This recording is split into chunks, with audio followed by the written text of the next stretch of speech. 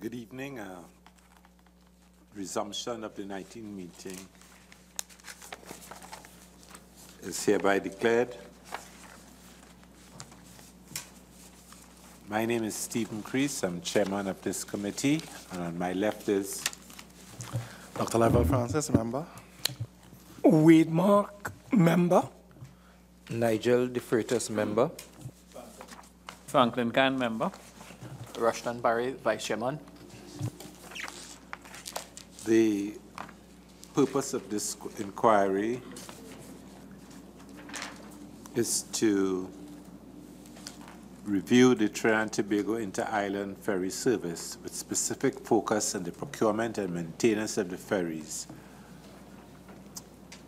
with the following objectives in mind: to understand the current state of the ferry service in Trinidad and Tobago, to examine the policies and procedures used to acquire ferries, and to ensure that value for money is obtained, to determine whether due diligence govern the conduct of all aspects of the maintenance and management, the provision of the sea bridge service, and to determine the changes and challenges with respect to the maintenance of ferries.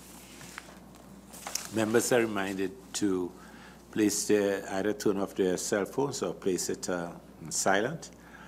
This hearing is being broadcast live on Parliament Channel 11, Parliament Radio 105.5 FM, and the Parliament's YouTube channel, ParlView. Members of the viewing and listening audience may send comments via email at parl101@ttparliament.org or on our Facebook page at facebook.com/ttparliament or on Twitter at ttparliament. I now invite our witnesses to introduce themselves. My name is Alfred McMillan, lead consultant in Magellan Maritime Services Limited, and I'm Terry McMillan. I'm a maritime attorney.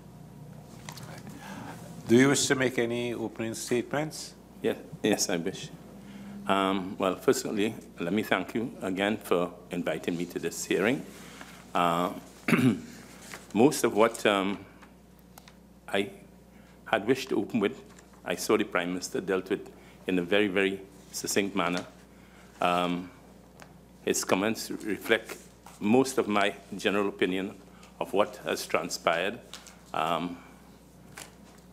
would like to step back a little bit to say I did a preparedness report for the Port Authority in 2015 under the previous government, and then I did a subsequent one for this government, well, under this government, for the Board of the Port Authority in 2016, around the same time. The first one was dated, they received it on February 12, 2015. This set the tone for a number of, basically what we saw as what was necessary to do a transition from Bay Ferries to Port Authority.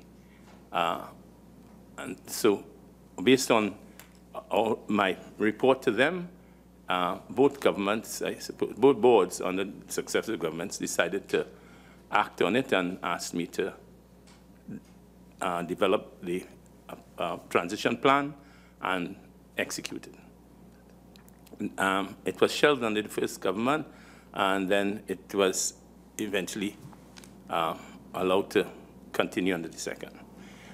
However, I'm willing and able to answer to any questions you may have as to the relevance of any aspect of the 4 areas of your inquiry.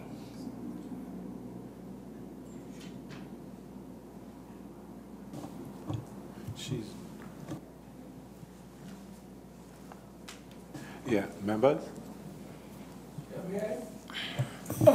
So Captain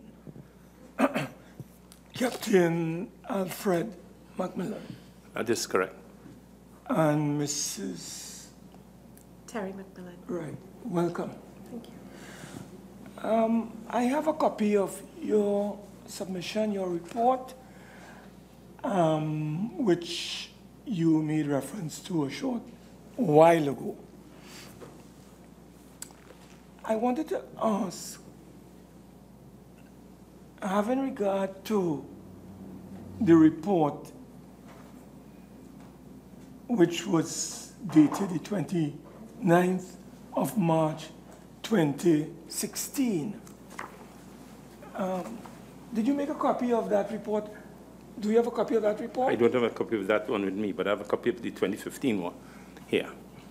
But could you make a copy available to the committee? It should be able to. The 29th, right? Yes. Of March 2016. You were asked by the then port chairman, Mrs. Christine Sahadio, to provide your views on the suitability of the current vessel, the Superfast Galicia. Wait. That's another report. I was talking about the transition report initially.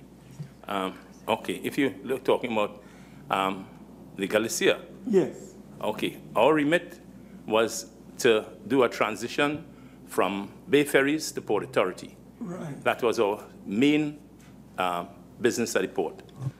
I was asked separately to do pro bono work, to give the port advice as to, well, dedicated to the chairman really, as to the suitability of the Galicia. If that's the report you're talking about, I do have a copy of that, yeah. Right. Because we were advised by Mr. Ferry when he was last here, and that is evidence before us, that that was never a decision of the Board of Commissioners. It was a decision taken by the chairman unilaterally and individually. Are you aware that when you were conducting this report on behalf of the chairman, it did not have the sanction of the board? I was not aware. Hello? I was not aware that it did not have the sanction. I was not a board member. Yeah, well, we were advised by Mr. Ferry that the board was not, the commissioners rather, was not aware of this decision taken by the then chairman. Now, I drew to the attention of the Prime Minister when he was here that there's a letter signed by Mrs. Pamela Ford, dated the 15th of December, and sent to the Minister of Works and Transport, at that time, the Honorable Fitzgerald Hines, in which the Secretary was saying in that report, or that correspondence, that a decision was taken by the Board of Commissioners on the 15th of December or before to terminate the services of the Superfast Galicia. And here it is, we are being told by your report that you were asked sometime in early 2016 to do a report or to have a report generated on the utility of that vessel. Could we conclude, or is it reasonable to conclude, that the then port commissioners had taken a decision to do away with the Superfast Galicia, and you, Captain McMillan, would have been asked to give a report to address this particular decision, and at the same time to search for alternative vessels during that particular period that I'm referring to? Could you elaborate or clear for us whether there's a link between that letter, your mission or task by the chair, without the authorization of the board itself? Well, let me state categorically, there can be no link. One, I deal with facts and specifications. I did not recommend a termination or anything to the board or anything. I dealt with straight business sense. If you have a copy of the report, I can go through it with you. to show that there was nothing in it that said, all it said was Trinidad was wasting plenty of money for no reason at all. And I dealt with the facts, the length of the ship, the breadth of the ship, the draft, the displacement, etc. And then I went on to the size. It was, as a matter of fact, I was at my daughter's graduation when the Port Authority called me to tell me the anchor too short for this vessel, they now charter. What do you mean by that? I'm in Malta, seeing to my daughter's graduation. You calling me to tell me the anchor too short? Nobody makes a ship with the anchor too short. So it was nonsense from the start. So I came back to Trinidad only to realize I didn't want to get involved with the port. As you well know, I was manager there for a period of time, and I left because of the inefficiencies of the port. I went to the Trinidad Pilots Association, like most of the other people. So consequently, most of the nonsense that continued after, I was not party to. I saw the ship, I went and checked the size of the ship. First of all, it was berthing at a berth that it was not suitable for. Secondly, a whole deck of the ship was underutilized. It was a prison. The fuel cost for a large vessel like that for the cargo it's carrying is just a waste of money. The larger the vessel, the more fuel it's burning to carry just dead freight up and down. And with the dead freight comes the daily charter rate. If you have a bigger ship, it's a bigger charter rate. Simple. So I dealt with basic facts pertaining to the ship. I dealt with nothing about any decision-making one way or the other as to suitability for continuing charter or anything like that. So your task or mandate that was given to you by the then chairman was to go out there and search for vessels that would be able to replace the superfast Galicia. Could you clear for us whether that was part of your mandate that led you to submit a report outlining several options in terms of vessels?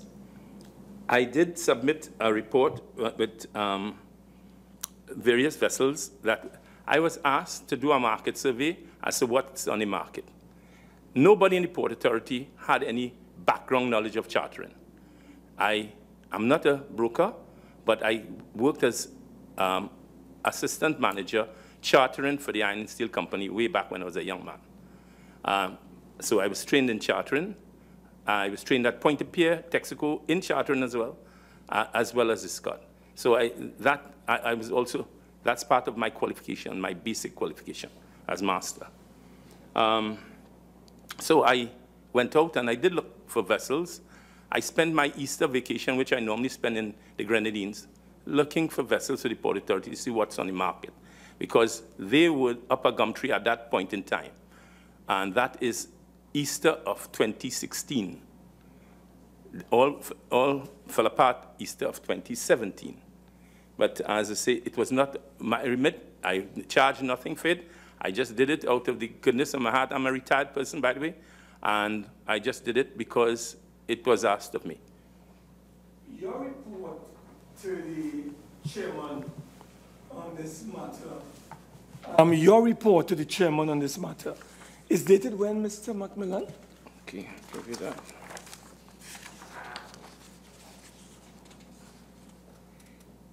The 29th of March, 2016.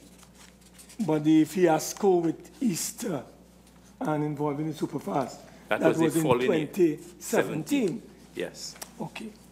Now, clear the air for us on and elaborate on your mandate, because we got the impression that, is it Magellan? Magellan. Magellan Maritime Services Limited was engaged without tender. You were selected by the Port Authority chairman, or I don't know if the board, because I think Mr. Ferry, I can't recall if they had said it was done through tender, but I do recall that you had been hired to replace Bay Ferries. Now, was it a maintenance contract, a management contract, or as you said, a transitional contract? And therefore, whatever it was, could you explain to this committee what this contract entailed? What were the elements of this contract? Okay. I have to step back again to give some history to this whole thing. Port Authority had Bay Ferries running the entire show for quite a number of years. Clive Spencer, who was then general manager or chairman of the board of Port Authority, I had worked with him as manager of the Marine Division early on when he did downsizing of the port and brought it back to profitability. And he called me and asked me, because there was nobody within the port who could manage a dry docking at that time. So he called me, I'm in trouble. Can you help? Can you go to North Carolina and manage this dry docking for me? Because they're just charging me money left, right, and center, and I cannot account for it.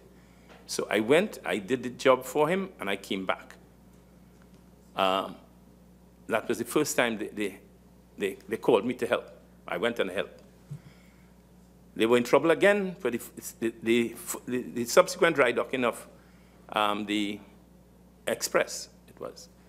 They called me to help because it was the first time the Express was going into dry dock in Trinidad. And they called me to manage that dry docking for them again. I went and I did that. Based on that, they called me again when they were in trouble. We need to get rid of Bay Ferries. And that is when Magellan Maritime, I could have done it when I was a younger fellow, but at this stage, I needed help. And we formed a company of 3 mariners and a lawyer to do a transition. We never at one time were hired to replace Bay Ferries. And that must go down as public record. We were hired to take develop Port Authority management and staff who can now understudy Bay Ferries for a period of time and then take over. And I will just fast forward things a little bit because of time. This never happened. Well, I was glad to hear the Prime Minister come out and talk about a number of things here today. Those things I knew, but I kept under wraps for quite some time. How I dealt with it, or how our company dealt with it, we had to excise the fast ferries from the regular ferries, because no way were we going to operate under a CEO that we thought may have not been wholly on board. So they excised the fast ferries from the slow ferries, so we were only involved in the fast ferry operation. To train up, to hire, first of all, get the requisite staff, train them up as quickly as possible into managerial positions, and get them to actually take over from Bay Ferries. It was originally estimated that it would take 2 years, but the Port Authority didn't have the luxury of that time. They asked us the shortest possible time. We told them 10 months was the shortest possible time we could do it. 10 months was far too short, but it was even shortened more by agents of the Port Authority not cooperating with us. Basic information we couldn't get. You cannot continue something that you don't have. So basic information as dry docking records, maintenance records, we just couldn't get out Port Authority. So we had to scratch around and find ourselves. Culminating to August 15th, when the minister called and said, we're having a problem here. Bay Ferry said they're going at the end of the month, end of September. What are we to do? Can you handle it? Well, we couldn't handle it alone. We had to find maintenance. We had to fast forward everything, and we didn't have anything. Recruitment was non-existent. people telling us we need 6 months just to recruit one person. We had to go physically and headhunt throughout the world where we had Trinidadian nationals working abroad and try and grab them and bring them back. So this whole headhunting and recruitment exercise was a sham from the start. So it put us in a very awkward light trying to get people there on time, and it wasn't happening. So we eventually got a number of people hired, and we set about to do some sort of transition. Come September 30th, Ferry just walked off. We had asked for them to stay until at least March. That didn't happen. They walked off, taking all the records, everything, scrapped everything, and we had to just take it and run from there. So at that point in time, we took over, and although we weren't paid for that, but we took over and ran the ferry system. That's straight and basic as it is. Could you indicate so your company would have taken over that transitional role for just under a year, Mr. Captain? 10 months. 10 months. 10 months. Yeah.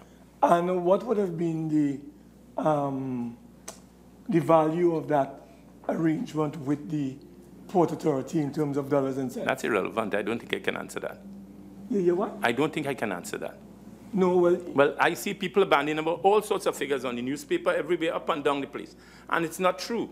Why, you know, I could tell you how much we work for. We can provide copies of that to the thing, but I don't think that's public knowledge for the whole of Trinidad and Tobago. All right, so you could circulate that to Of course. Right, okay. I'll pause for... No, Mr. Chair.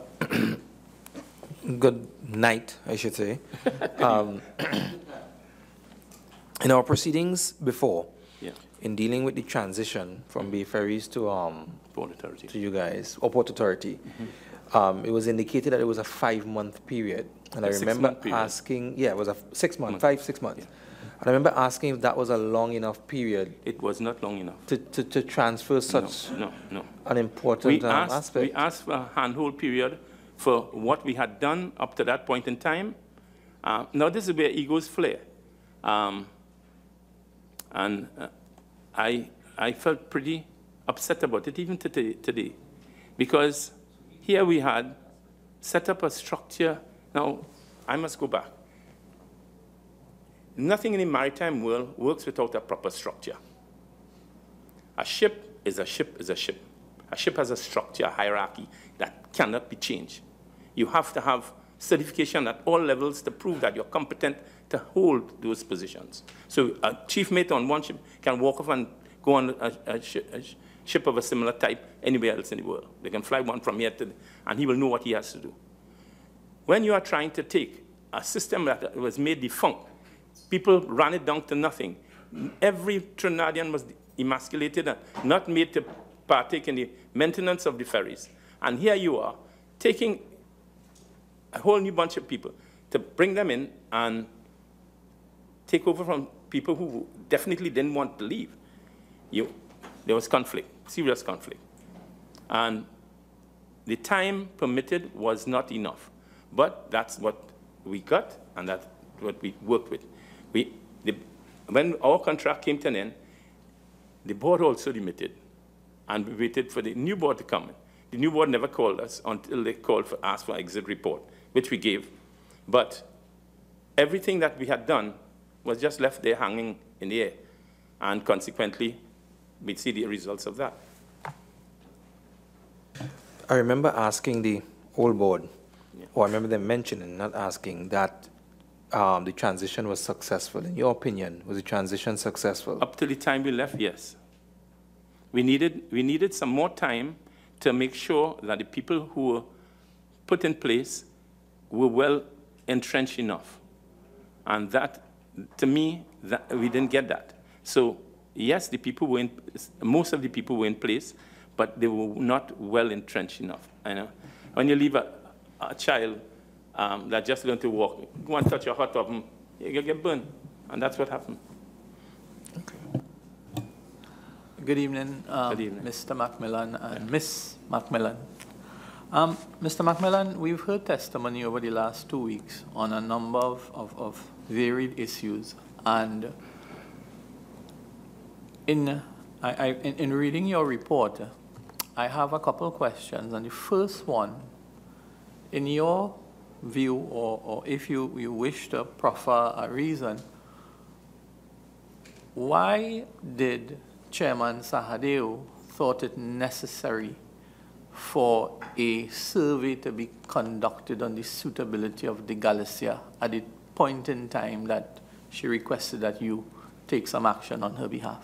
Okay, I didn't take any action, but I was at a meeting, and the question of the supervised Galicia damaging the Hyatt was brought up, and all the attendant problems that they had. So I was then asked to see what detail what relevance there is for the vessel to stay here. If this vessel is really suited for the purpose. And when I looked at it, as I said, it was not all made, but I went and I looked at it, and that's what I saw. What I saw is what I put.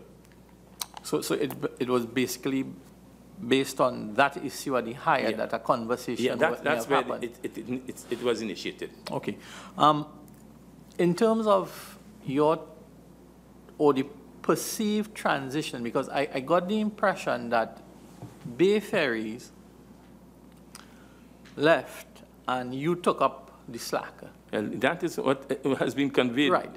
But that's not the case. And I understand, because there was a big hurrah about the cost of the Bay Ferry contract versus what you were charging. Yeah. And my understanding was that while Bay Ferries had a suite of services that they were providing for the port, your remit was basically management, transition, that sort of thing, which would have been limited. That's correct. Not inclusive of the maintenance of the ferry, the actual maintenance of the ferry. Is that correct? All right. Let me just step back with that again. No. You have to take this thing in context. Bay Ferries had a management contract for the ferries. This was a complete contract where they were they had full autonomy. Managed service, like everything. They were paid for service, they were paid up front, and they had complete control of everything.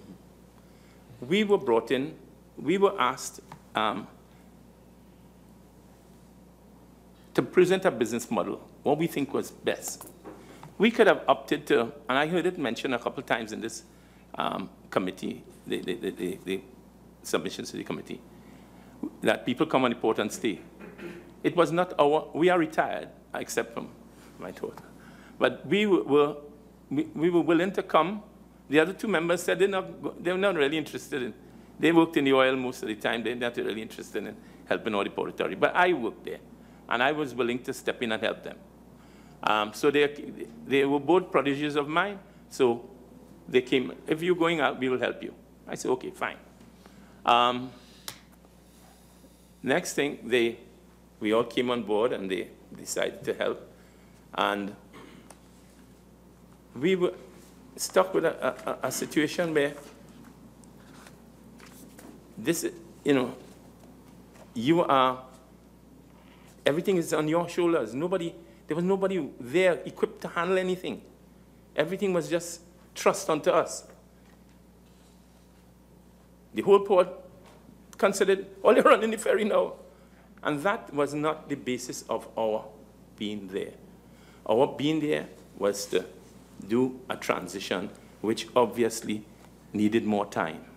Mr. McMillan, in a managed service arrangement, and I have some familiarity with it, having worked in the energy business, where we manage a suite of service.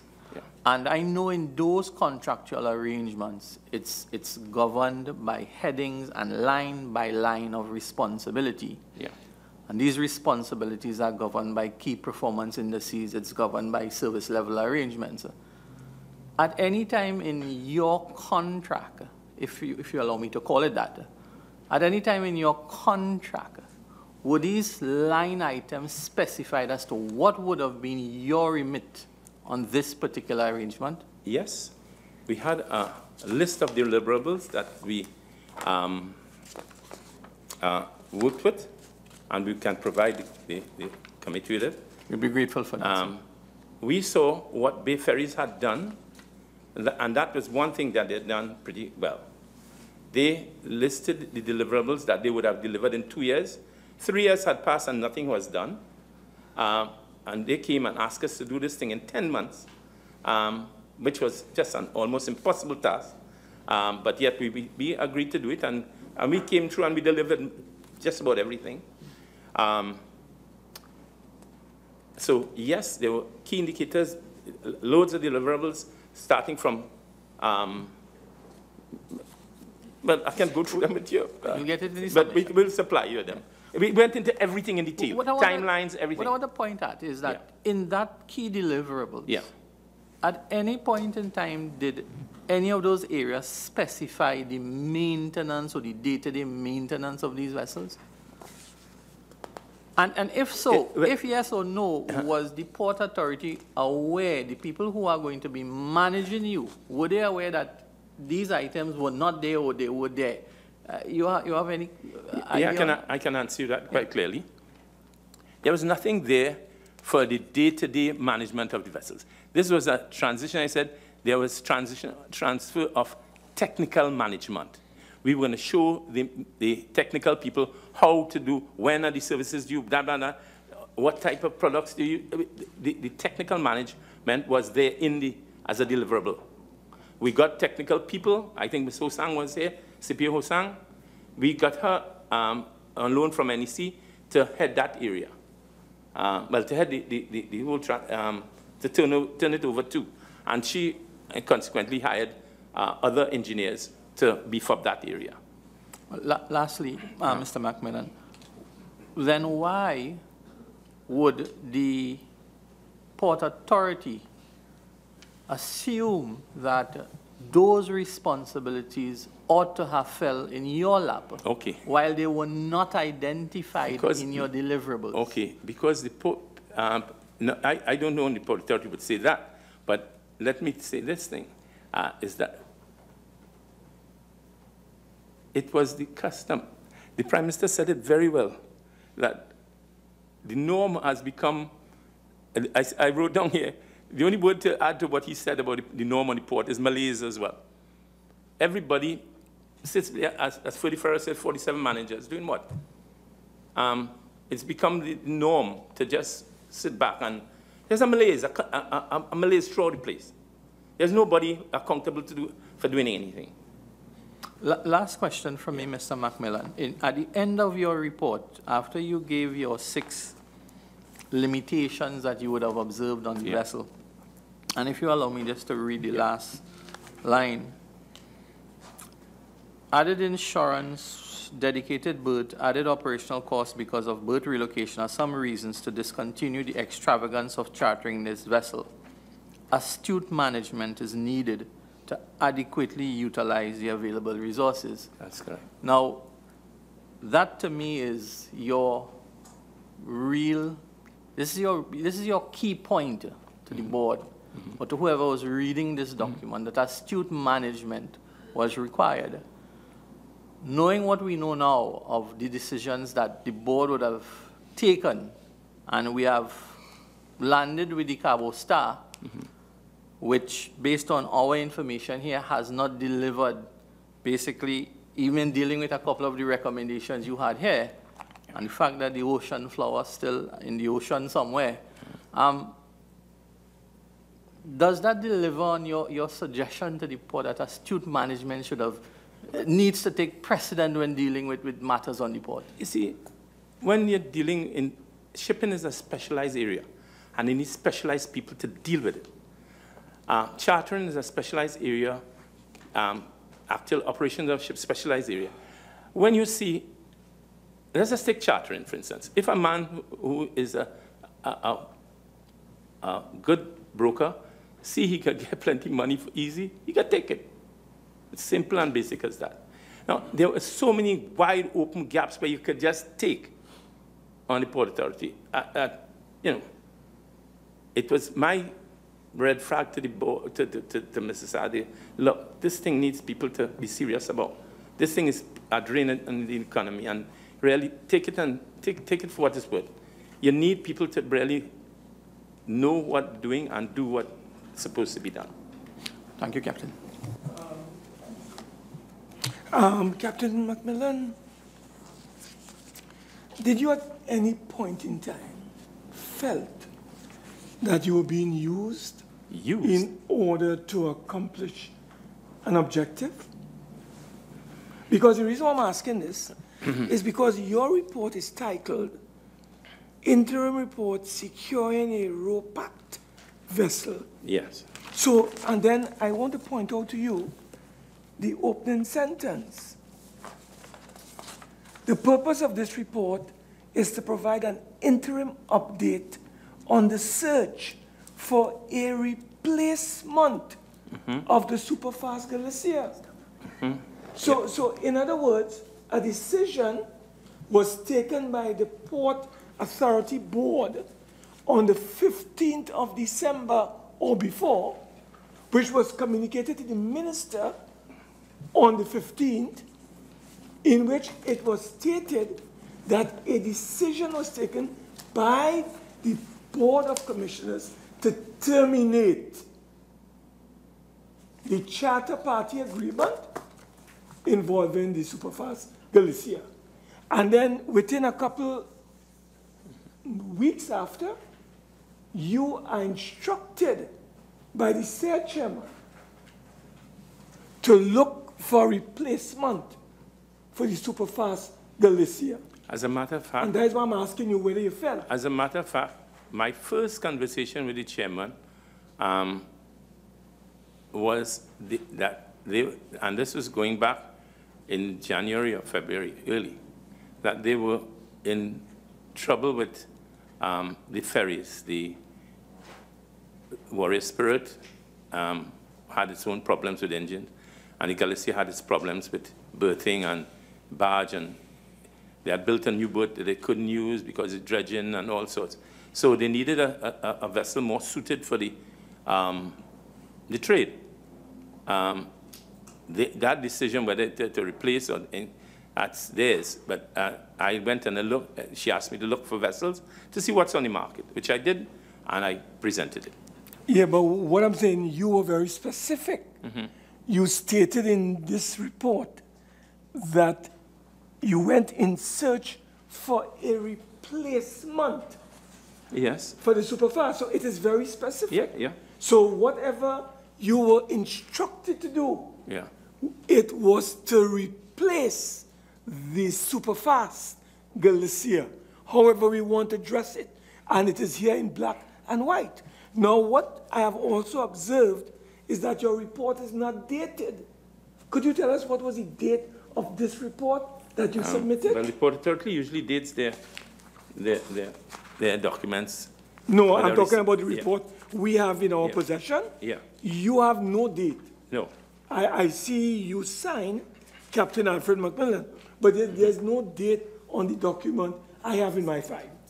Could you tell us what is the date of this report? I'll have to go back to my computer and find out exactly what date. So you have no recollection? I have it on my computer what date I did. Okay. Could you supply that to us? Yeah, I could surely do that. Because I also want to ask... Remembering that that is not my remit, eh? That was not my remit. I was looking after ferries mainly, yeah? The fast ferries. All right, the fast ferries. Could you tell us, Mr. Captain McMillan, whether these two matters that you addressed, the report as well as the contract to transit from Bay Ferries to a group of locals to maintain these ferries, could you tell us if you received a written contract for these two very important undertakings? Were you given contracts that you had to agree to and sign off on? Of course. Well, could you make available to the chairman copies of those contracts? Certainly. Yeah, we'll appreciate that. There's only one contract, eh? Only one. Which was that for? Contract for the transition from Bay Ferries to Port Authority. Now, what about this assignment? How was this given to you? Which assignment? The report. I did that for free. No, I'm not asking whether he did it for free or not. That is great. What I'm asking you, how was this communicated to you? Did the chairman just whisper in your ears that she wanted this to be done? No. Did she write a letter to you? No. At a meeting, how was this done? At a meeting with the Port Authority, she mentioned it and asked me to do it. No, you said that at a meeting of the Port Authority. Yeah. Mr. Ferry Ferreira said that the Port Authority had no knowledge, no input into this decision. So when you say it was the Port Authority, would you want to share with this committee who were the members of the Port Authority at the time when you were asked to conduct? It would have been 2 members of the board of the Port Authority. Who were these 2 members? Mrs. Sahadeo and Mr. Wilson. 2 members of the Port Authority. Right. Could you tell us on what day and time? Remember. Could you provide that? I can't remember. Okay. Mr. Chairman, these are all the points I'd like to raise at this time. Yeah. Mr. McMillan, I want to go back to the maintenance of the vessels.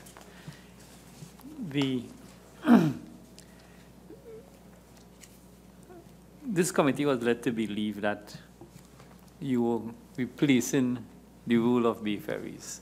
Now, you have clearly articulated your position, and I think your position has substance, because when you look at the numbers, it would have been physically and operationally impossible to replace a $7 million contract with a 700,000 brief. But having said that, during this inquiry, it is very clear, past, previous, predecessor, however you want to call it, that one of the fundamental issues of the port is the lack of a proper maintenance program or a properly effective maintenance program for its vessels.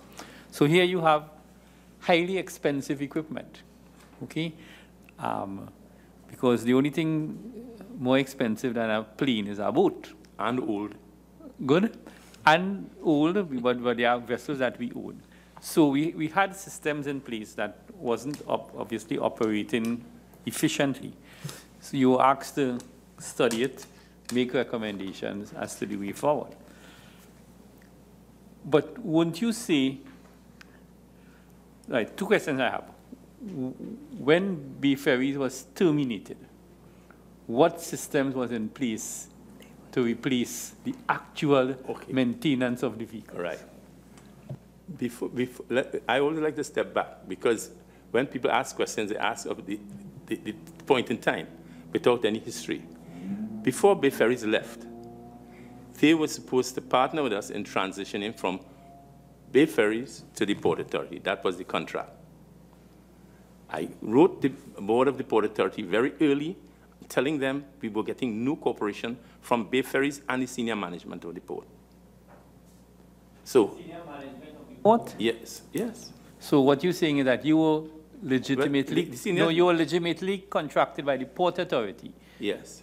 To work on a transition from Bay Ferries to a new system. Yeah.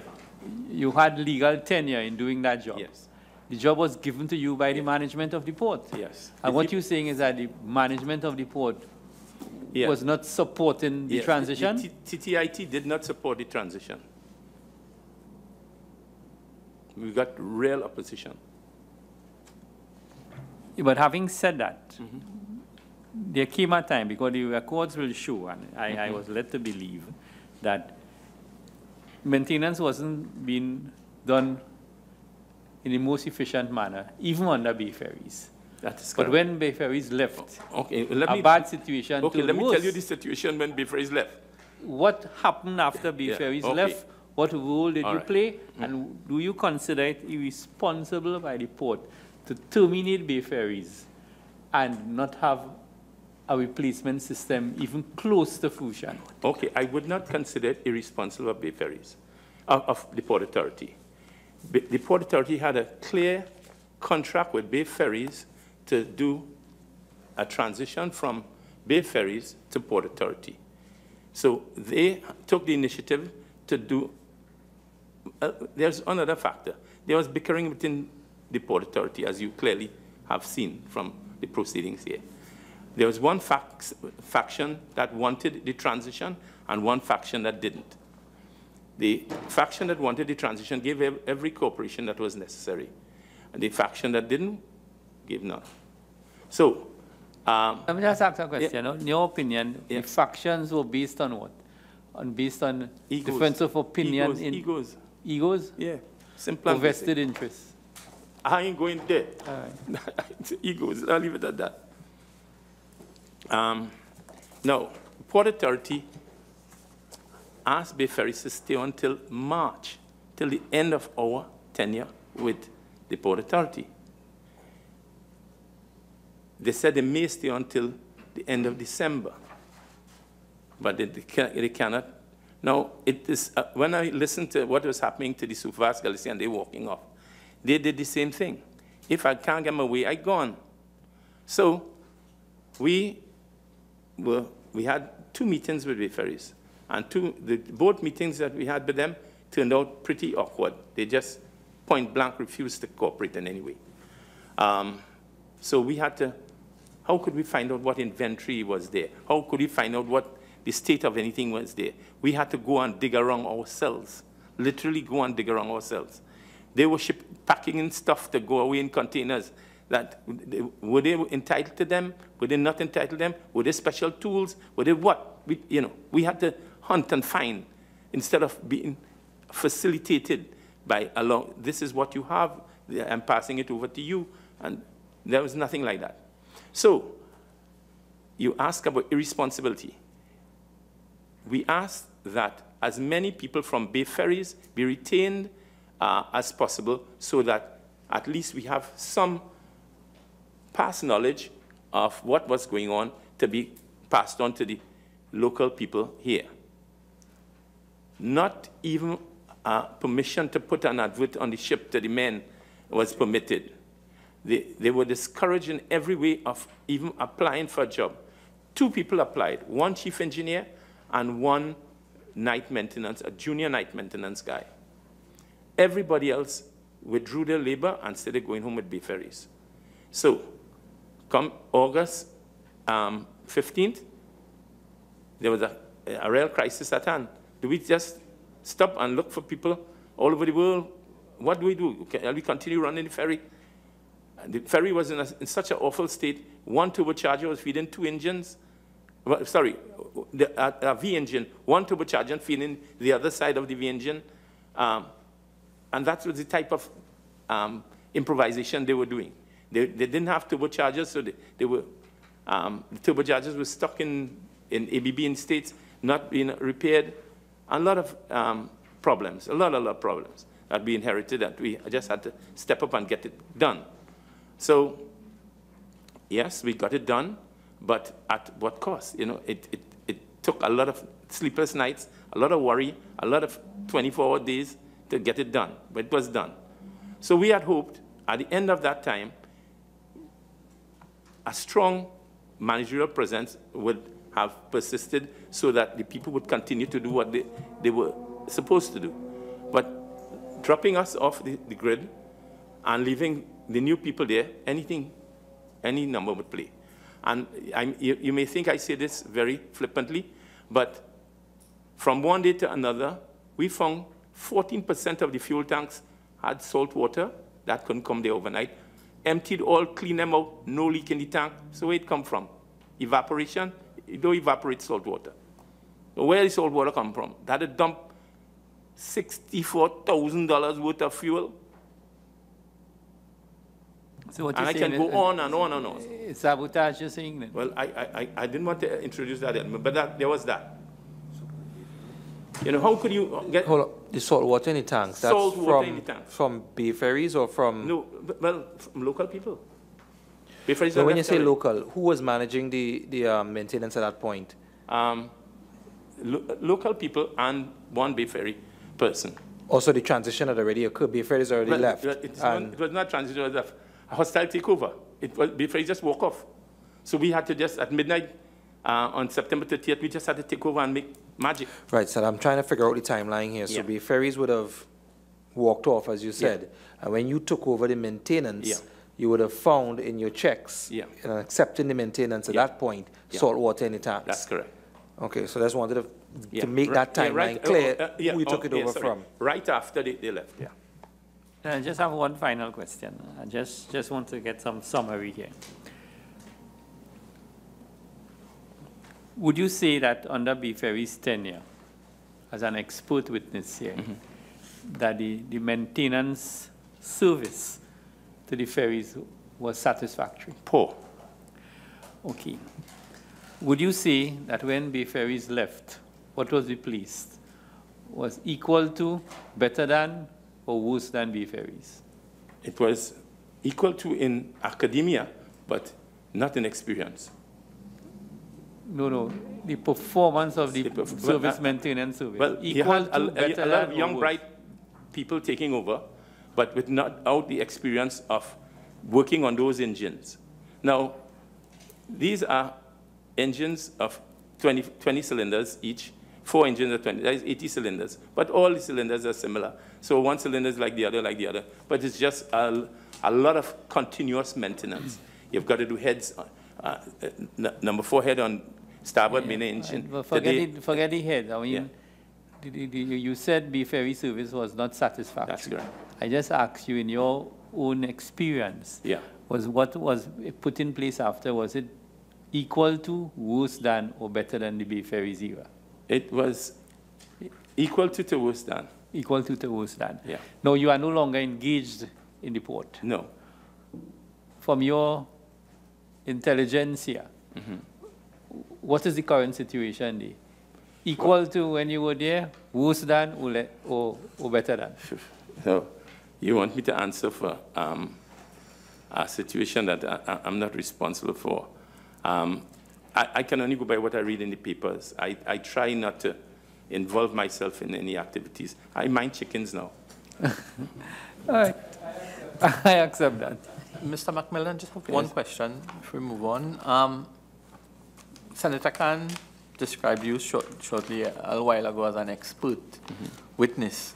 I want to ask you a question. Do you know of any agent or owner of a maritime vessel anywhere in the world would operate a vessel or let a vessel be operated without a charter party agreement? Okay. You have different types of vessels and different purposes. A vessel that is being...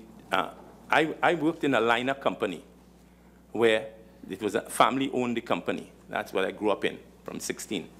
They took care of you from the time you came in as an apprentice or a cadet until the time you became a captain. Now, they didn't charter their vessels to anybody. If they did, it would just be a spot charter, but they preferred to work on a liner service. They service people in the Caribbean, Africa, or wherever on a regular basis. There are charter vessels that, there are different types of bareboat charter, time charter, but you are specifically dealing with time charter. A person that is going to, who has this vessel for time charter, will not operate his vessel without a time charter. He must have his charter party signed. Just following that they will not do it. Yeah. There is the view that a verbal arrangement, an acceptance, an offer and an acceptance in the maritime industry. I tell you, Captain McMillan, that look, I am leasing your vessel. I'm going to lease it for 18 months. I'll do up some paperwork, not a charter party agreement. A gentleman handshake. A gentleman's handshake. Is that equivalent, that word of mouth gentleman's handshake in the maritime industry, equivalent to the charter party agreement or the BIMCO agreement? Does it carry the same weight? It depends. Let me just clarify that. No ship commercially, if it's a small ship that is not commercially driven, a gentleman agreement is fine. But if it is a commercial agreement, you must enter into a charter party. Thank you. Mr. Chairman, if you final question again. Captain McMillan, would you, or should I say, are you aware that the Cabo Star, we have been advised, is larger than the Superfast Galicia? And are you aware that the Cabo Star, in terms of costs to the taxpayers, is more expensive than the Superfast Galicia? Have you come across the figures as well as study the size of that? I'll tell you one thing. It's not apparently it's not larger because she's berthing stern to the dock, and the Superfast Galicia couldn't do that. As I tell you in my opening statement, they call me in Malta and tell me the anchor too short. The anchor ain't too short on the Cabo Star, so she's berthing properly stern to on the dock, hence reducing the cost of the barge. The second part of the question. Is it more expensive? Well, I'll answer that. Now, this is where it hurts me. After I've put out so much time and energy with the Port Authority, for them to go and just throw money away like that, I could have been better in my pocket, I didn't mind. But you are paying nearly twice the price for a vessel of lesser capacity. That don't make sense. Who do that? I know. But I'm telling you, that's not my remit. I've kept out of their business. But to me, I heard the figure $26,500 bandied about here. Somebody have more money than sense. That's my take. But may I, Chair? I would like to address what I felt I came here for. I came here to offer my advice as to the fast ferries, because that's a real problem. The question of maintenance cannot happen unless you have a reasonable amount of autonomy. There is no autonomy in the purchasing. People don't know the difference in the time hours between Trinidad and Australia. And you have those people purchasing things for you. They don't know that they have to be up in the middle of the night to go in various places. The whole system is dysfunctional. You have accounts that don't separate. The ferry is supposed to have their own money put aside for the maintenance and operation of the ferry. I can go on and on, because that is where the whole problem lies. And nobody is addressing the problems that actually face the fast ferries. You cannot come, engines will mash up if you don't have the right oil, they don't do the service on time, you don't have the right electronic cards, all sorts of reasons. You don't change parts in a particular order. And those are simple matters that any high school boy could do. And yet, senior people in Trinidad, where's the time and talk and do nothing? A lot of talk and no work is being done. And that is where the problem lies. People have to get off the butt, get out of the offices, and get the work done. Get cracking and maintain the vessels properly. Mr. McMillan, would you want to share with us, from your professional experience, given the age of this vessel, the Cabo Star, we understand it's about 28 years old or thereabouts, and given the fact that we are paying $26,500 a day for this vessel, from your professional experience, what would you advise as a reasonable cost? About 15,000 US max. Max? 15,000 US. Thank you very much. Yeah, I just wanted to, in terms of conclusion, in relation to the ferries, would you say the biggest problem that caused that issue with the ferries is maintenance? You're saying maintenance, but maintenance has to be taken in its full. Yes, the answer straight off is yes. If you do not have a simple thing. You have to be in personal contact with suppliers. You have to develop, it takes time to develop all it takes experience first, a lot of experience, to know what to do, when to do it. And one of the main things is being intimate with your suppliers. You cannot want a part and have to wait 2 months for it. You have to be able to call a person anywhere and say, I need a part tomorrow. Fly it in for me immediately. Unless you could do that, and the suppliers don't want to know you, you're not going to get anything done. There's no part made for those ferries in the Western Hemisphere. Well, to my understanding, when Bay Ferries was brought on, they were supposed to be doing this kind of training so that at some point the port would have been able to handle the managing. I will smile.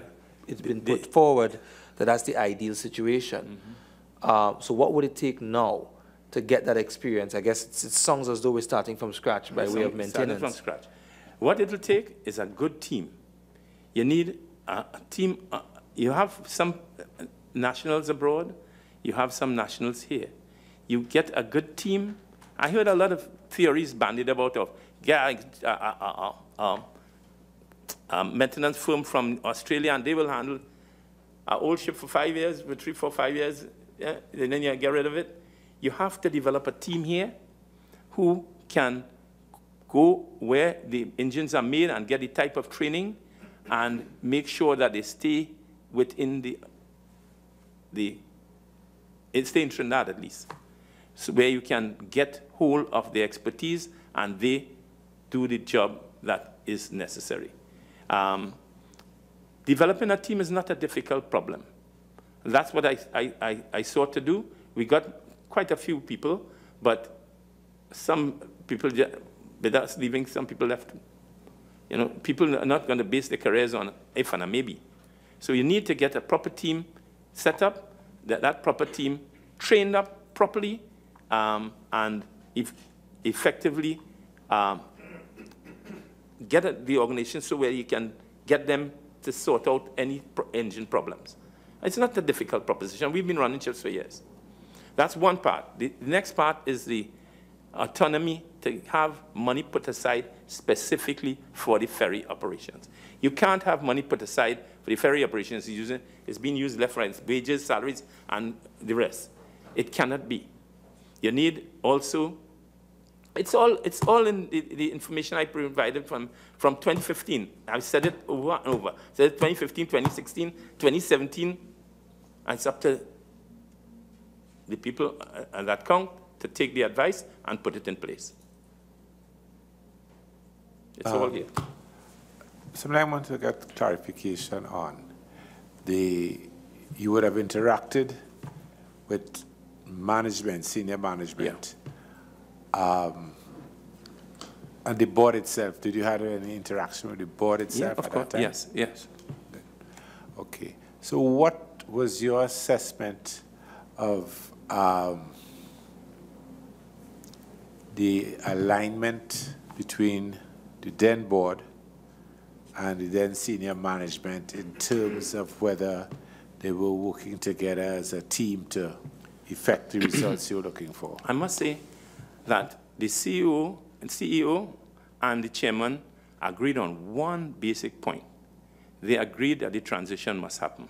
So I got cooperation from both of them so far as the transition is concerned, and I've been very grateful for it. But I told the entire board, not once, but many times, that the board must support the new management we put in place. They must put their arms out and reach out and help more these people. They needed to help them. A simple thing as discipline. There is no discipline. No discipline. People don't get fired on the port. We were asked to work on the policies. We reviewed all the policies and showed them what was lacking. I heard talk about marine contract. We developed a marine contract, and most of the people now employed are now working under that marine contract. We did all those things for the port. And unless they put them in place and implement them as quickly as possible, it's all going to fall back. The culture is poor, poor, poor. The culture of just give me. It's there and it's not going to stop unless somebody stops it. In terms of your assessment of the management, in other words, if you made chairman of the board, or if in fact this was a private enterprise, a private entity was managing our port on behalf of the state, what would you have done with the management that's there? Well,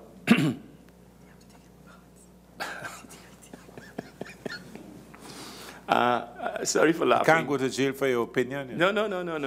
And you have parliamentary privilege. You have some managers there who are carrying the whole load, and it just cannot continue.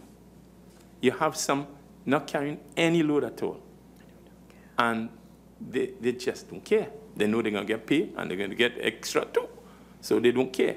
But you cannot have a few carrying the load of all, and that is what is going on there.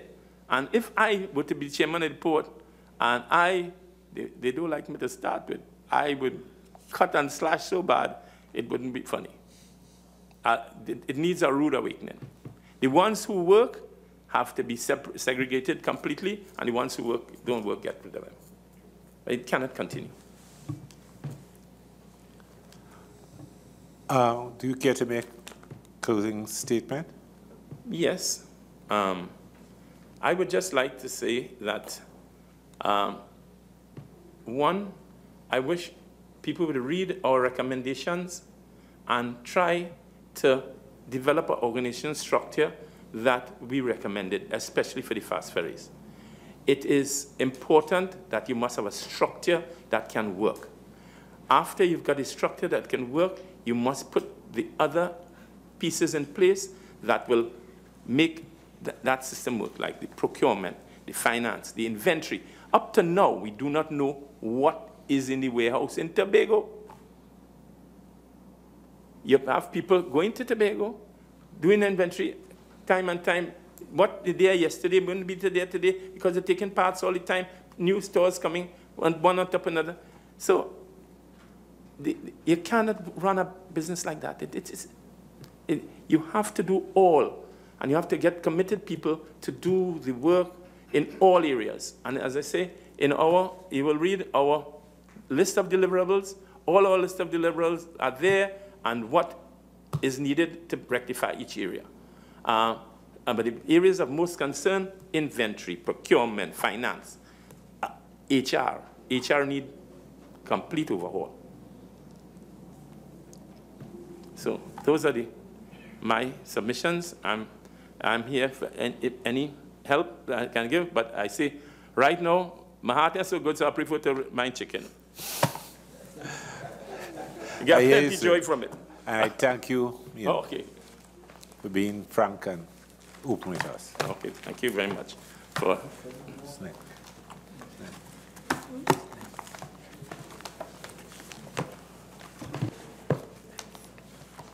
So, what we have to provide for them?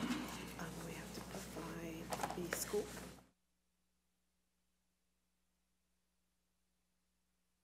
Just the scope of work and the copy of the contract that you all require. Okay. Oh, you asked me for some date too. Oh, I have that. The date of the report. Oh, date of the report. Okay. All right. Okay. Yeah.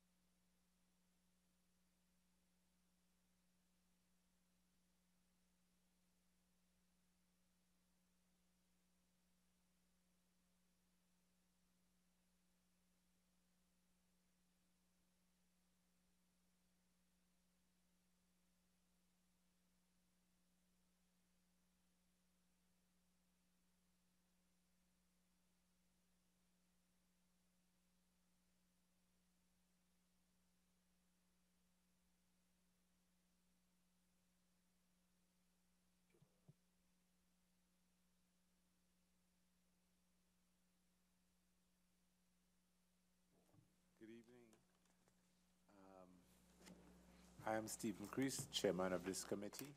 And on my left is Lavelle Francis, member. Wade Mark, member. Nigel De Freitas, member. Franklin Khan, member. Rushton Parry, vice chairman. care to introduce yourselves? Sure, I'm Mark Bassant, senior multimedia investigative journalist and producer at CCN TV6 News.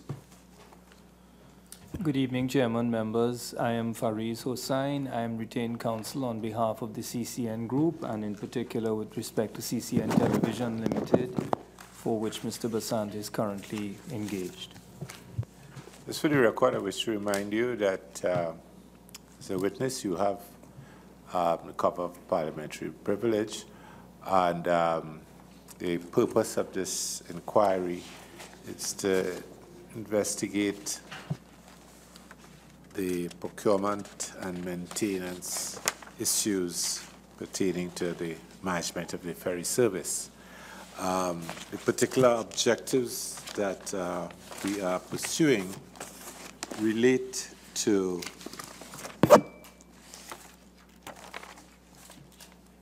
and I will read them out just for the record. To understand the current state of the ferry service in Trinidad and Tobago, to examine the policies and procedures used to acquire ferries, and to ensure that value for money is obtained, to determine whether due diligence govern the conduct of all aspects of the maintenance and management of the provision of the seabridge service, and to determine the changes and challenges with respect to the maintenance of ferries. We would afford you the opportunity to make an opening statement before the question section begins. Again, I want to say thank you for having me, Mr. Chairman and members of the JSC committee. And I'm usually the one asking questions, but today I'm on the receiving end of that. And let me just state for the record that I hold very highly the tenets of journalism, objectivity, fairness, accuracy, and the truth. And in every story that I do, I try to always remember those are the cornerstone of whatever I do in terms of coverage of stories. And this story came to me very early in like around late June, and I started to do some digging, which led me to my first piece on July 11th, if memory serves me right. And it led to a 13-part series on CCN TV6 over the July into August period, taking me to Canada as well at times. I understand that Mr. Mute had asked my company for a copy of that 13-part series, which I hope it was also made available to you all. If not, you all can we can have it made available to you all. And the first thing that I looked at, I was being told, had to deal with the Ocean Flower 2. And very early on, after I had written the first story, it was about a 7-minute piece, I was criticized immensely. My company, we came under fire because they were saying that the Ocean Flower 2 was in perfect working condition. And you fast forward to, I believe it's in August, when Mr. Purdy spoke with the Guardian newspapers. And what I had been saying all along, he proved that to be correct, because he spoke about, ever since it had left Korea, there were problems associated with the Ocean Flower 2. And he spoke about catastrophic engine failure, just to name one. And that, of course, when it got to Panama, labored, of course, they discovered that there were a number of problems associated with that vessel, leading, of course, to the fact that they had to cancel the contract on that vessel. Now, having said that, people were telling me about the company, Bridgman's Services Group LP. So I went onto their website, just looking at the website at the commencement of it, there was a lot to be desired by the website. They were very opaque. The website was like 4 on 5 lines for service they offered. Nowhere there did I see anything about ferry services. So I started to do some digging. I called Bridgman's They were very evasive, even dodgy at times. I left numerous messages to get in contact with the president, Mr. Brian Graje. Never returned my calls over a 2 to 3 week period. I left many voicemail messages. I got on to him once in the earlies, and he said he was boarding a plane and he couldn't speak. After what the Prime Minister revealed earlier today about the Charter Party agreement, and that the fact that there were spaces or gaps left within the document, and we see that the Carbo Star was, we don't know who purchased the Carbo Star or the Ocean Flower 2 based on, or who are the real owners, but the Carbo Star was registered in Panama in July, which meant at some point after May, somebody purchased the vessels, which I alluded to in one of my reports in early June. And we had the formation of a second company in Canada called Bridgman's Trinidad LP that no one seems to know who owns it, although Bridgman's claims that they set up this subsidiary company, which is not federally registered, so they don't state, according to the law there, who are the shareholders. So I started to do some more digging.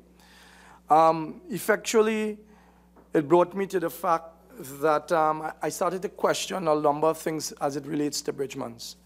So I started on point the addresses that they provided, which I had some sources in Vancouver do some digging, and one of the addresses that they had effectually was at Melville, 1100 Melville Street. So one of my sources went there looking, and outside the building they would usually have a listing of the offices that are located there. They claimed it is on the website, it's on the 6th floor.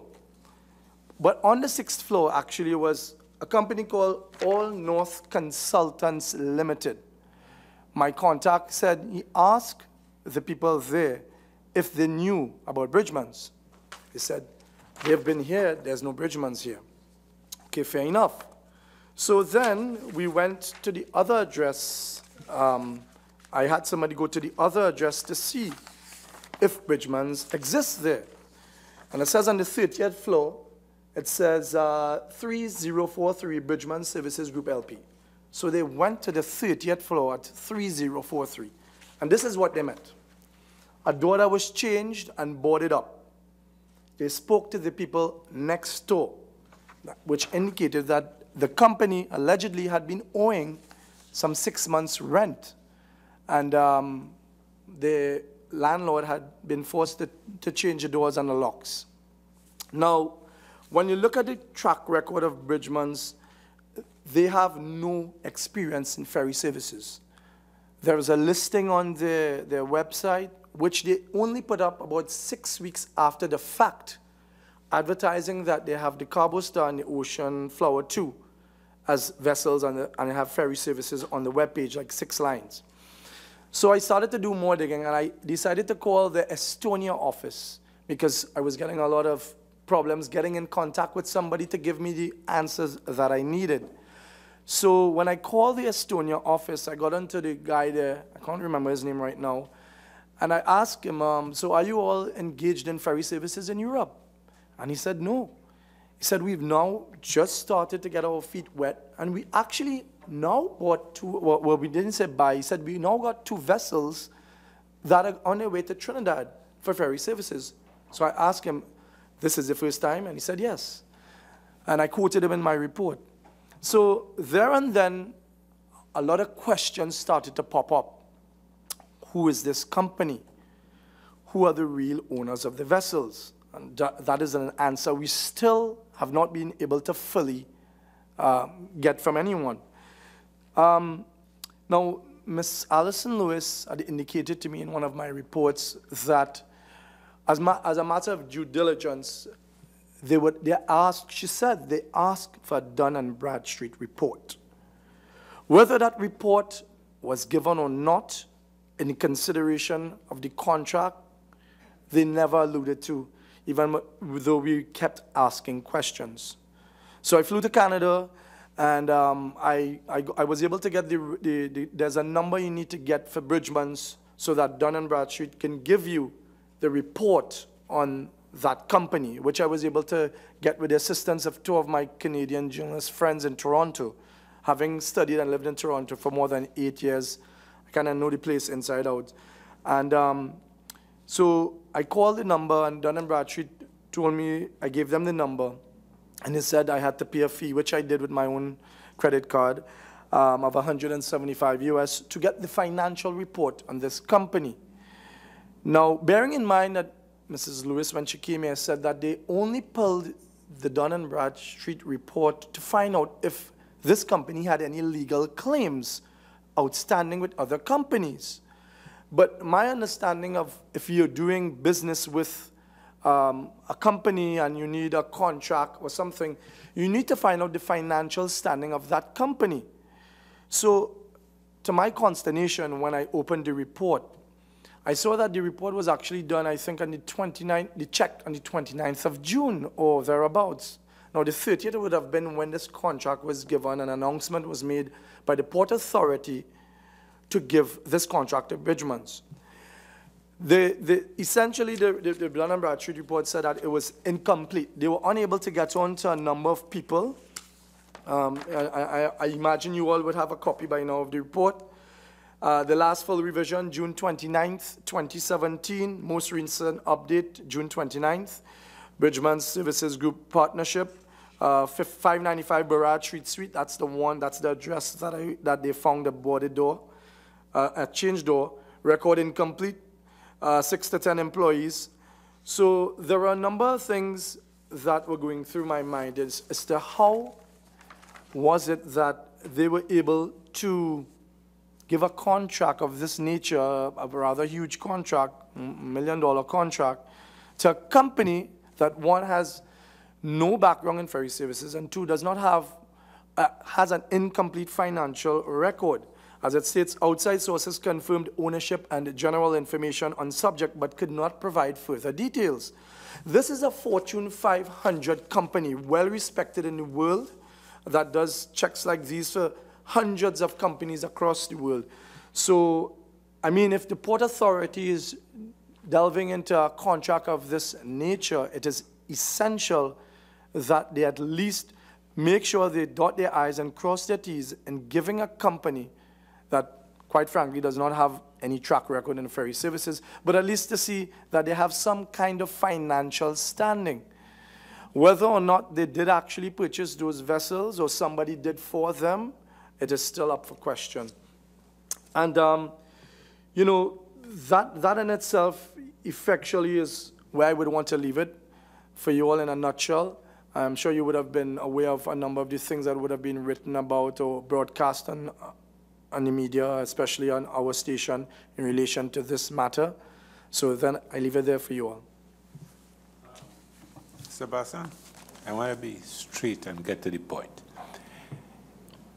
If you were the owner of a company who had won the contract to manage that ferry service privately for the state, let's say the state had put that up for a contract, and your company won the bid, and that was the way how they operated, would that board be there in the morning?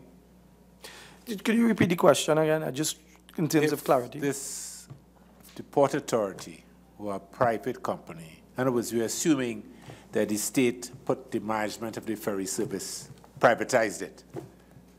Okay? So they put it up for contract, and people bid to run such a company to manage the ferry service. And you won the bid. And this is what happened. Would that board be there in the morning? Well, in other words, if you had the power to fire the board, would you?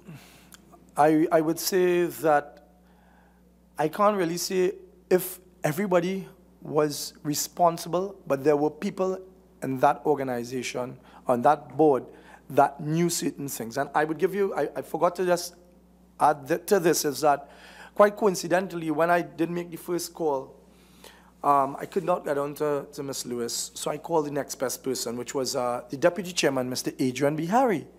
Lo and behold, Mr. Bihari was in Japan, which was coincidental because the ship was on its way to Japan. And there are questions that Mr. Bihari, I believe, must answer in relation to what he was doing there. The ship was on its way to Japan. Why was he overseeing this? Was this something that was allowed by the board? Was he given instructions to go there and look over the ship? And those are the things that I would like answered. He has been very flippant with the media, not myself, but others after me, in saying, ask X, ask Y. But he himself, because my understanding based on speaking to at least 11 different sources for this story over the last 2.5 months, and I'm still digging, is that Ms. Lewis might not have been as versed in terms of the maritime industry as Mr. Bihari is. And so there were a number of things that she would have asked his advice on, and then, of course, he would have articulated what he thought. But there's more to meets the eye to this arrangement than we're being told. Mr. Bihari, I believe, was the one who said that he handled the negotiations. Fair enough. So you still don't care to comment if this were your private firm, whether you would find yourself a new board? You have 1.5 million people to choose from. Well, my short answer to that would be yes, because if I am thinking about the public interest at hand, and so many businesses and people affected by this fiasco, I would say yes, because what I do is ensure that the public is aware of things happening when taxpayers' money are involved and all of us are affected. I would say yes. And are you satisfied that there was sufficient oversight of the board itself?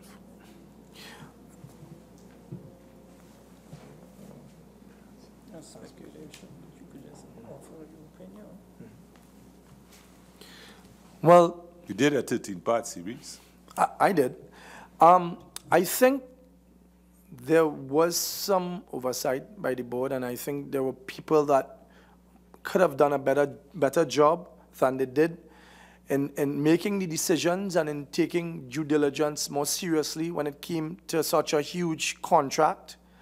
So yes, I would say there was some oversight by the board. Based on what I was being told from the inside, based on what I was being told from other maritime sources. So my short answer is yes. Good night again. Good night.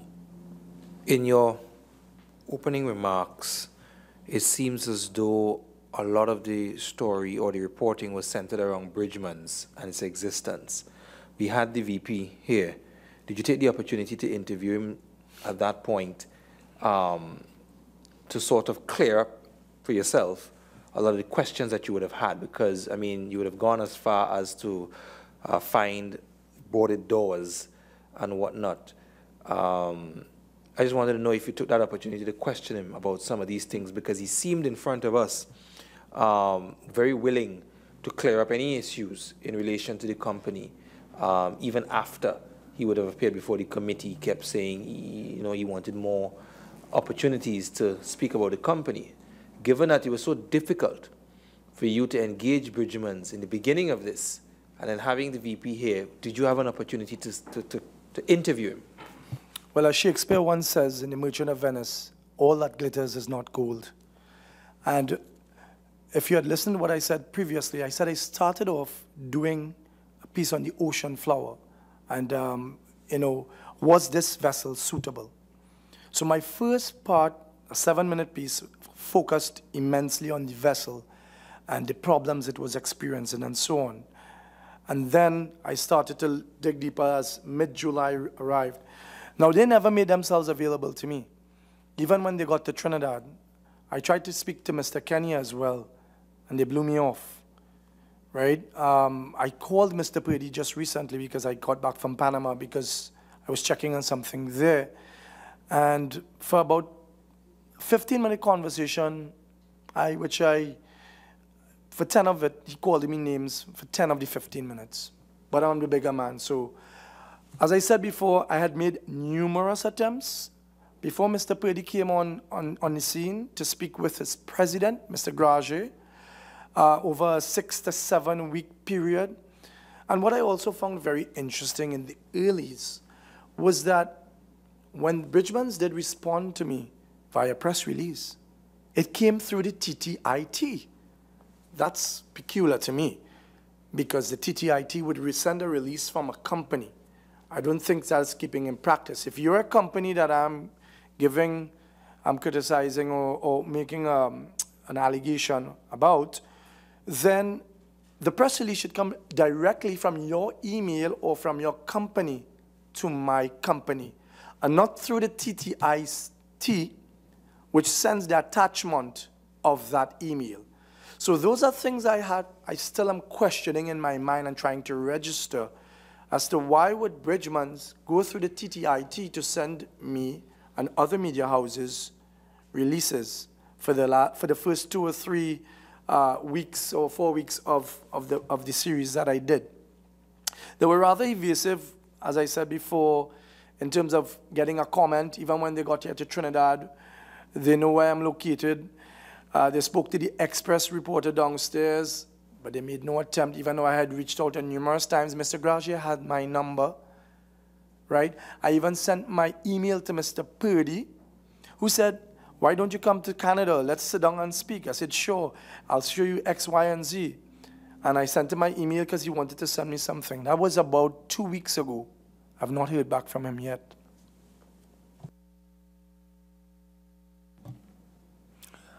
Yeah, good night, Mr.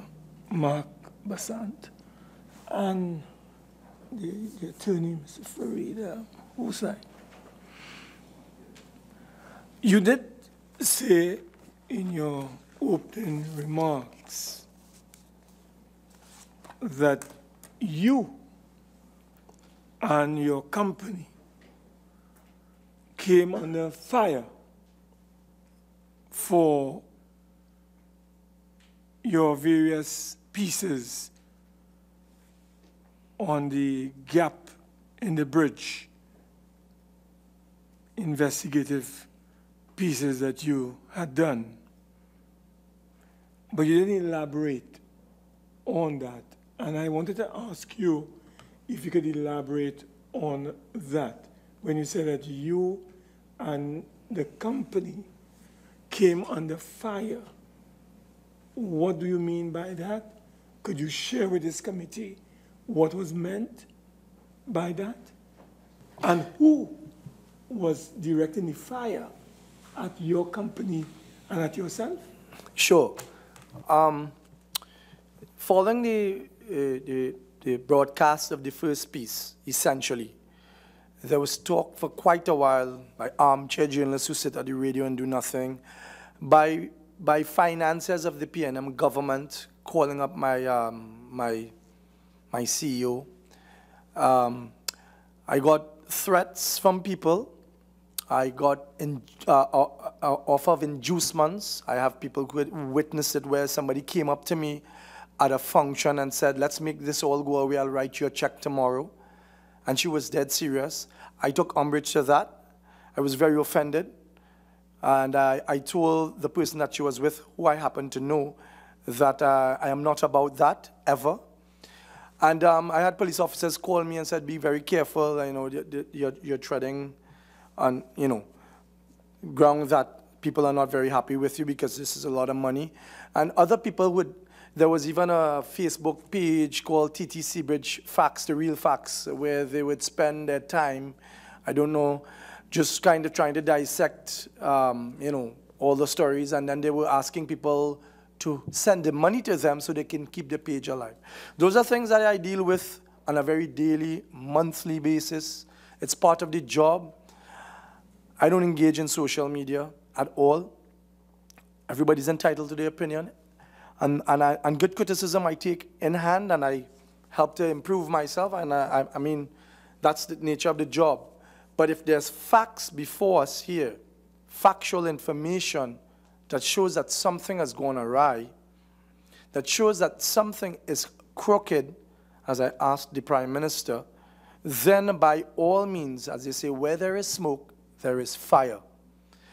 So I continue to do this job without fear, or favor, and I wouldn't change anything I did yesterday, today. Could you elaborate on this inducement? Could you inform this committee? You said you offered inducements.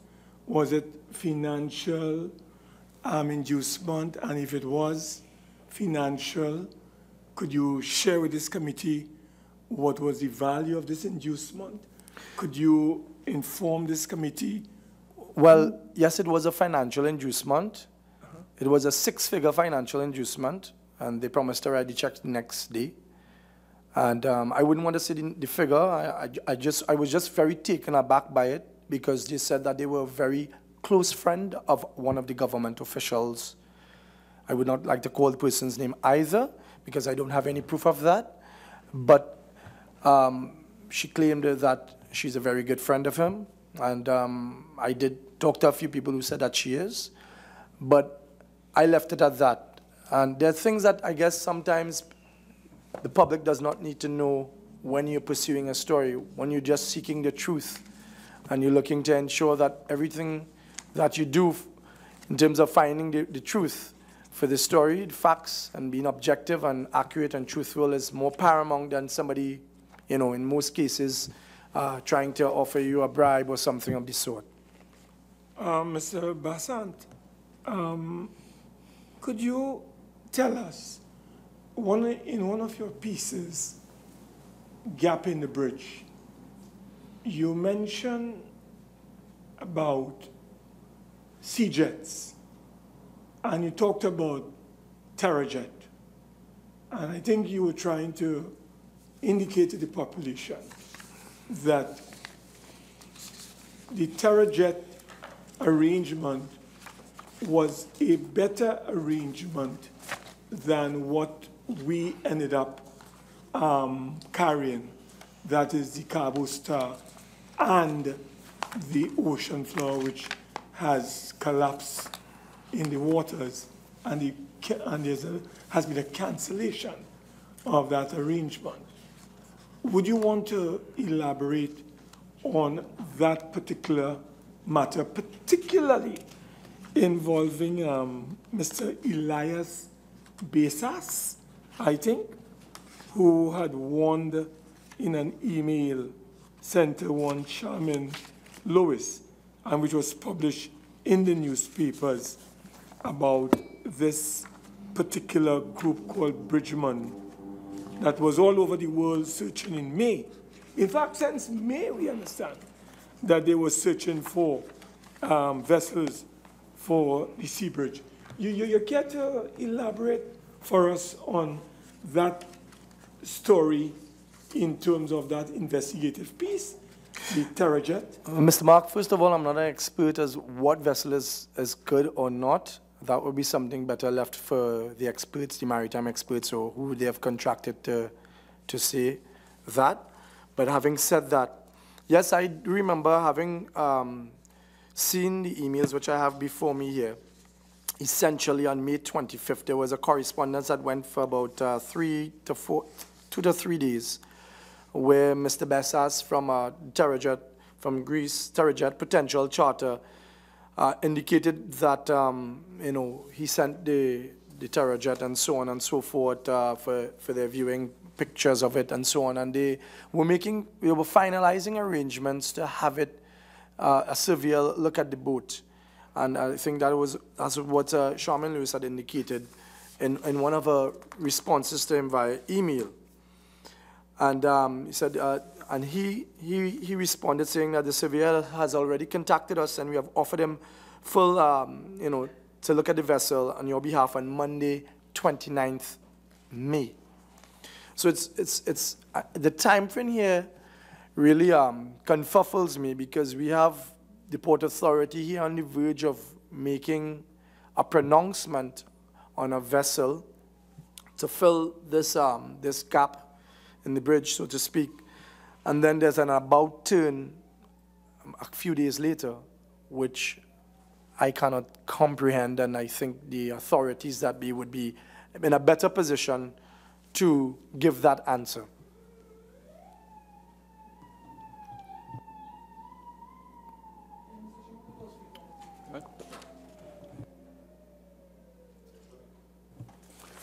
Good night again, Mr. Bassant.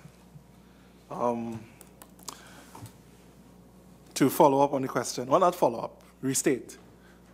Did you, because you never really answered the question asked by my colleague, did you attempt to interview the VP of Bridgeman's while he was here last week?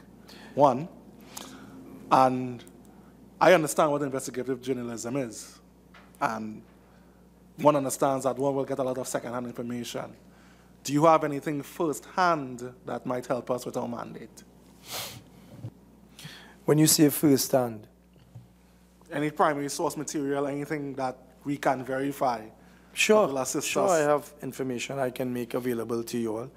And secondly, I don't think he was here last week. I think it would have been a week before, but I was actually in Canada.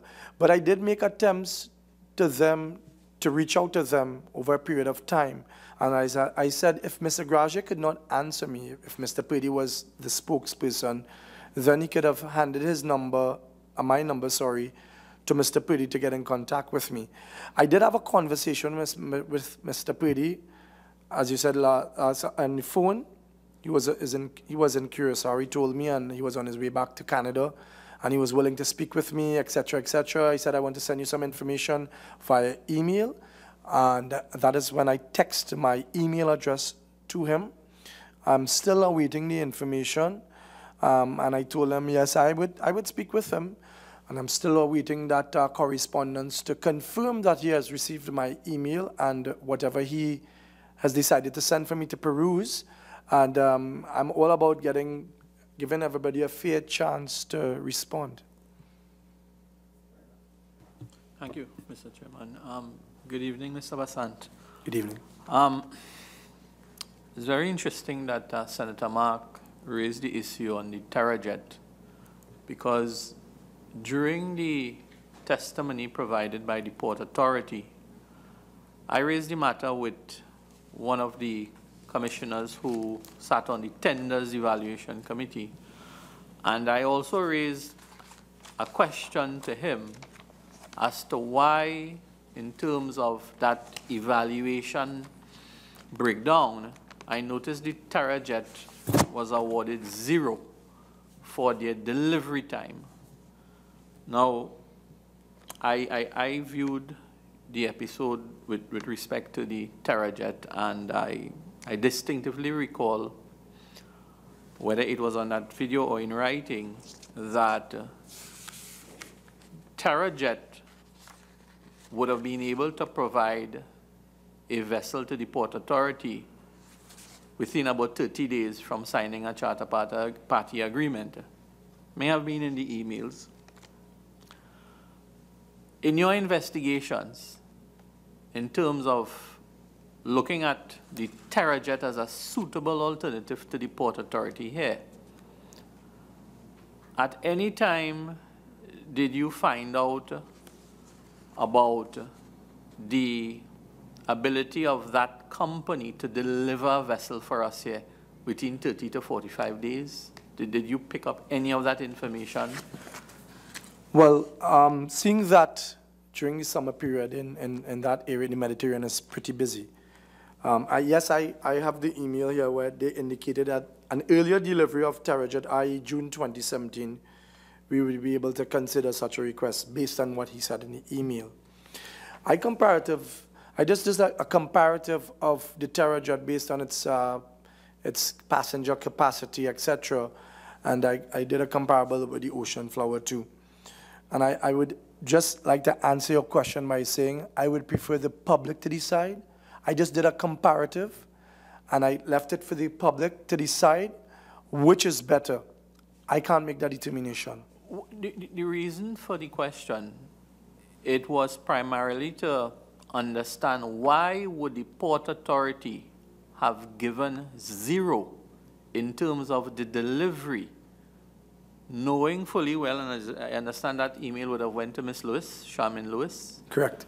Knowing fully well that the vessel would have made the 30-day requirement whereas when you look in the evaluation document, under both Bridgman vessels, both of them were awarded 10 points because they could have done the 30-day delivery.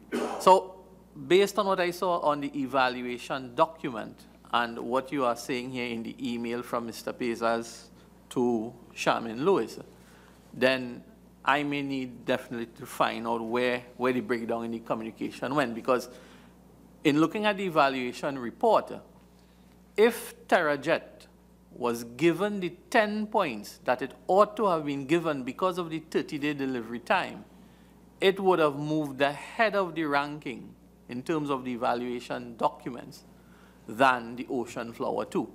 So it's very interesting that you say that the delivery would have been sometime at the end of June somewhere. Any other in terms of issue that may have glanced out at you in terms of those email communication, Mr. Bezos? Well, I mean, I'm not privy to the document that you have in your possession, so I can't make a proper determination unless I have the document before me. But it seemed from the back and forth of the exchange of emails here that Charmaine Lewis, they were really eager to get the TerraJet on board. It would seem so. But I don't know what happened between May 25th and May 29th. After the correspondence, I don't know what caused the about turn. I do not want to speculate at this juncture or mislead you. Just coming back to the Dun & Bradstreet report, it was a matter that I raised during the testimony with the Port Authority in terms of the assessment, in terms of the weight in the evaluation, because I too found that the Dun & Bradstreet report would have left me wanting in reading. Now, as far as the records go, and from what I read in terms of the Port Authority Act, the Dun & Bradstreet requirement was primarily to decide whether there is litigation against the company, which is all and well in their tendering process. But looking at the fact that there were so many holes in that Dun & Bradstreet report, lack of financial data, can't find people, you know, it really begs the question whether something as important and critical as a Dun & Bradstreet report for the financial strength of a company, you are going to engage a company that is expending millions of taxpayers' dollars. You have to make sure that this company could last the term of the contract. And in your view, Mr. Bassant, do you think as an organization like the Port Authority, in terms of that it's part of our legislation and how it's run, do you think more emphasis in terms of in the tendering process, the evaluation process, evaluations such as Dun & Bradstreet reports ought to weigh a heavier, play a bigger role outside of just the liens? Do you think, based on your research, your understanding of the power of this report in the global market, should it play a bigger, more important role in the decision-making process for our tenders, especially with international companies? Most definitely it should. But I think as the Prime Minister also alluded to when he spoke earlier, it's the fact that those are things that the Port Authority and the board needs to look at. They're in charge of due diligence. And when something is sent up the chain for sign-off, then the Prime Minister would have expected the board, and by extension, those responsible for due diligence, to have made those checks, those thorough checks, you know, when he signs off on it, or whoever needs to sign off on the document. So, yes, when you're looking at a contract of this nature and you're looking at an international company, you want to see if they're viable, you want to see if they're reliable, you want to see if they're financially sound, you want to see if they have litigation and maybe matters in court for fraud or anything else. So it is definitely something that we need to look at as we go forward in the tendering process, not just for this, but for other contracts when we are looking at possibly hiring an international company to do something of the sort. Last question, Mr. Bassant. Being an investigative journalist, and I know by nature you ought to be very thorough in your research,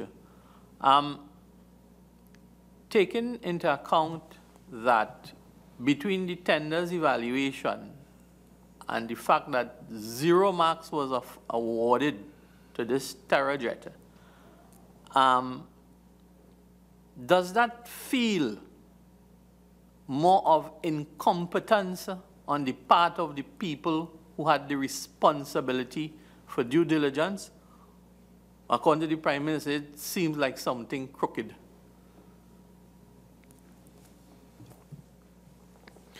Well, on all appearances, it would seem that way. And obviously, there are members on that board that will have to answer at some point. May I, Mr. Bassant, revert to an earlier question. You made a very serious statement earlier. I wanted to ask, as a follow-up, whether you would like to meet in camera to share with this committee the names of the financiers of the PNM who called your employers and literally told them, back off from this story.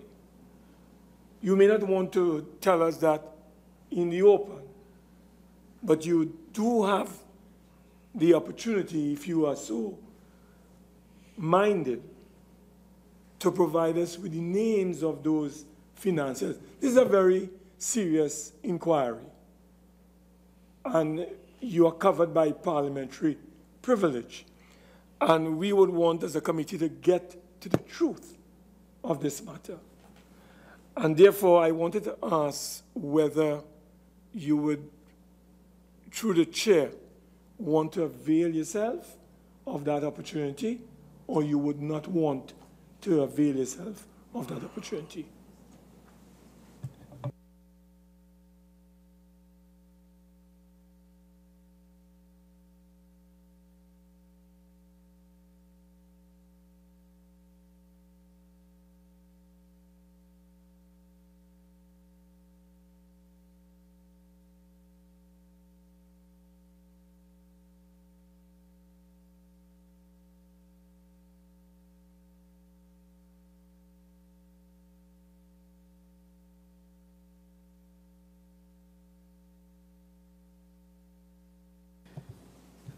I don't really feel it's relevant at this juncture to do such, not out of fear or anything else, but I don't see it being, we should just deal with the matter here at hand and what has occurred or transpired over the last 2 months. Would you want to share with us how many financiers would have called the office and told your employer to back off? Rather not. Okay. Could you share with us, based on your investigations, when was the Ocean Flower and the Cabo Star purchased, and from whom, based on your investigation? Well, my understanding, I don't have that document here with me. I might have left it at the office, but they were purchased based on the information I had transmitted in one of the broadcasts in early June. In early June, I think between the 1st to the 5th, somewhere thereabouts, quite close together. Okay. But you said that the Port Authority had contracted the Ocean Flower, is it the 30th of June?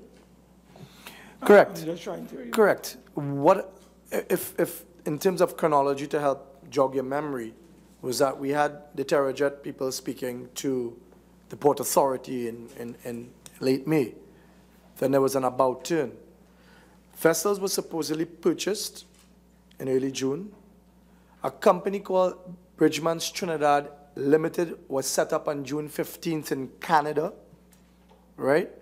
A Dun & Bradstreet search was done June 29th, June 28th, and then on the 30th, there was a granting of that contract to Bridgman's Services Group LP for the vessels. Do you have any documentary evidence to support what you are saying? That the vessels would have been purchased at around that time, or is it? I'm supposed to have some of that documentation. I don't have, there was a correspondence of a couple of people speaking about the purchase and the costing of it. I'll have to look for it. The reason why I'm saying this is because you may not be aware, but we have evidence before us that the charter party agreement for the two vessels was signed on the 17th of June. And in evidence proffered here by Mr. Purdy, he indicated there was an agreement that after they had won the contracts, they had an agreement to purchase the boat. So the 17th, according to evidence, the charter party agreement was signed. They had no vessels on the 17th. And we were told in evidence that there was an agreement to have the vessels purchased thereafter. So I'm saying that's why I ask you if you had document, because we have evidence to show that it is a little different from what you are telling us. Fair enough. And that's why I was asking if you had written documentation on it. I will look and see whatever I find, and I will make it available to you all. Yeah. Mr. Bassant, good night. Good night, sir. Just for my own edification, you said you offered 6-digit numbers. Just for clarification, 6 digits or 6 zeros to the digit? 6 zeros. 6 zeros, okay.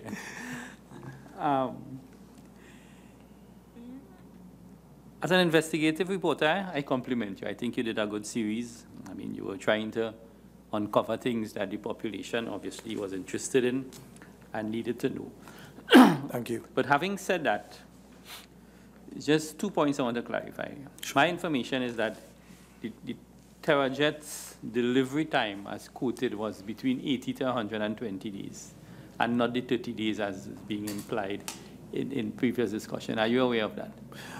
Well, I'm only based on what I saw in the emails, and Mr. Bessa saying we can get it to you all in 30 days. I did not see anything saying 80 to 120 days, so I'm guided by what was before me. Okay. Because to me, my understanding is that was the basis that it was scored 0 on the tender. But I just want to make one general statement. As an investigative reporter, you're tracing leads, you're tracing comments, and you're trying to build a story out of it because you feel something untoward was taking place. And that's good. But as I think one of my colleagues here indicated, a lot of your information is second-hand, third-hand, and not source information. Some of which may well be source information. You were here for the Prime Minister's testimony, and I think he was open enough to make public and to make available to the Parliament and to this Joint Select Committee the Mute report, which he claims to be, I haven't seen it as yet, documentation, because a lot of these things is hearsay, them say, who say, what say. Documentary evidence, because at the end of the day, that is all that matters, okay? So I want to suggest that you restrain from coming to conclusions until you study all these documents, and we will be studying all these documents because it's now available, and so that we can bring clarity to this entire situation. Because the role of the JSC is to get to the root of what transpired, okay? And clarity of the information is what is important. And the Prime Minister has now gone on the public record to say that the report will now be available to the Parliament. That's my comment to you, but again, I don't want to take away from the good work you have done in your reports. And Mr. Khan, if you had looked at my series, you'd see that I supported a lot of what I said with documents. I mean, I have a couple of them here with me. I have a lot of them saved on my computer. And so certainly it wasn't my guesswork. I mean, I have when they registered the ships in Panama, etc. So if you looked at the series, if you saw the entire series, you would know that 95 or 90% of the series, I wouldn't base it on hearsay, but undocumented evidence, emails, documents, etc., that would have been sent to me over a period of time. Mr. Bassant, through the chair, would you be willing to make available to this committee whatever documentary evidence that you would have available so that the committee could have access to the basis and foundation of several of your pieces called the bridge, or the gap in the bridge? Sure, I indicated that already. I said that I will try to get all the information, all the documents that I have together and make it available to the committee.